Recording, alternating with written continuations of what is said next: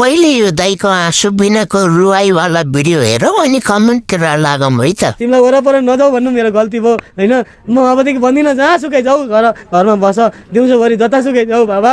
म किन गइस् फलाना ठाउँ किन गइस् भने बाबा मलाई छोडेर जाऊ भयो। तर एकचोटिलाई मानवको धर्म मानव हो, तिमी घाँस खाने हो भने भात खाने हो, घाँस खाने होइन भने मलाई साथ देऊ। एकचोटिलाई मलाई माफ देऊ बाबा।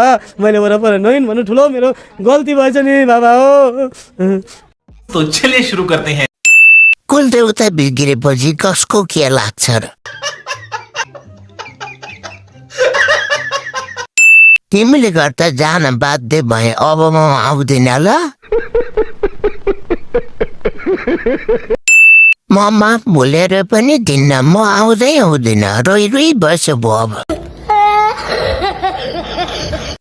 म सपिङ गर्छु कि आउँदैछु। म कति पापी छु, अरूको दुःखमा नि हाँसो लाग्ने। भिडियो अन्तिमसम्म हेर्दिनु भएको धन्यवाद।